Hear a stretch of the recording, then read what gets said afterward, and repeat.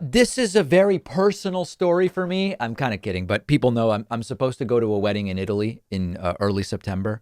And I've been wondering, will Americans be allowed in?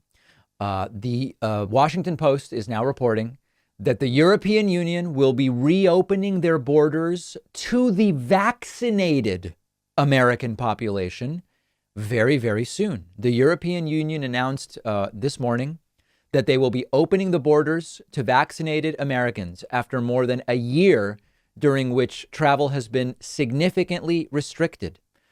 This is a Washington Post report, which says the decision will throw open Europe's doors to tourist, business, and other travel after a long stretch in which most of those from outside the 27 nation bloc have not been allowed in.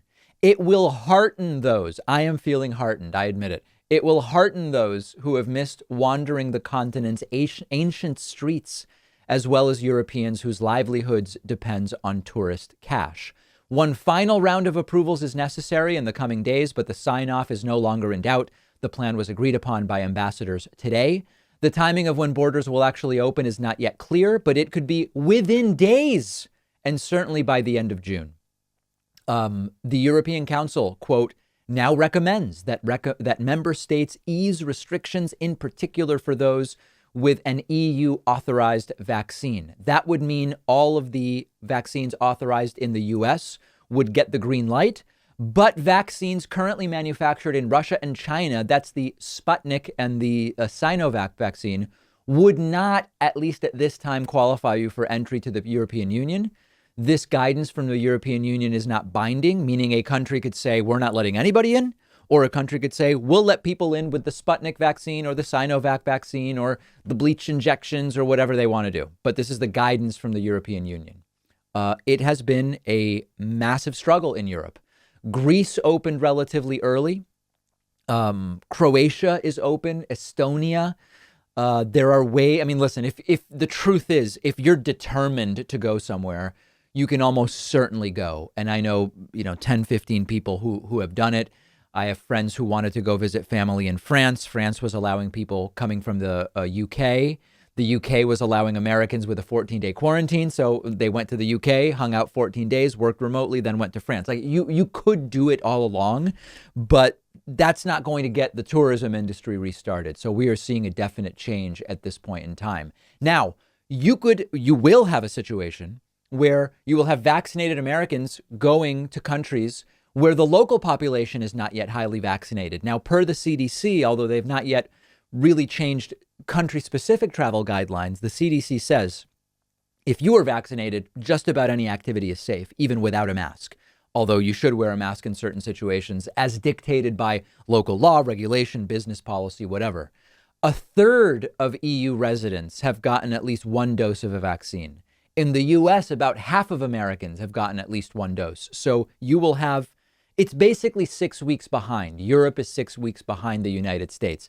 Given how slowly the initial vaccine rollout was in Europe, it's actually pretty good that they're only 6 weeks behind. And there are going to be probably significant accelerations as more and more vaccines will flow in the direction of Europe. Now, I've said for a while, over time, the number of people who don't want the vaccine in the US is going to decline because there are going to be more and more things you need to be vaccinated in order to do. One of those things now that you will be able to do if vaccinated is go to Europe. I don't know that the anti-vax Republicans are that big on Europe. And what I mean by that is a lot of the same people that still don't want a vaccine, which is 41% of Republicans, a lot of them are probably the types of people who see the concept of Europe as sort of like sissy, flamboyant, and socialist. And they don't care about Europe and they're not interested in going to Europe. And in fact, being told you can only go to Europe with a vaccine, it might make them more, it might reinforce their anti-vaccine beliefs. Maybe not, but we are seeing the decline in anti-vax slow down. Last month, 43% of Republicans did not want the vaccine. This month, it's 41% of Republicans. It is a decline, but it's a very, very slow decline. So great news for, who is this great news for? This is great news for would-be travelers. This is great news simply for those who want to see the world start to be able to come out of what was a very dark winter, winter of 2020. And hopefully we will continue to see those cases and deaths decline. I am cautiously optimistic that we will. And we will all be celebrating on Memorial Day weekend, not only with maybe barbecues, but also with a crazy, my accountant is saying, David, don't do it. My staff is saying, David, don't even think about it. My lawyer is saying I would reconsider, but I'm going to do it.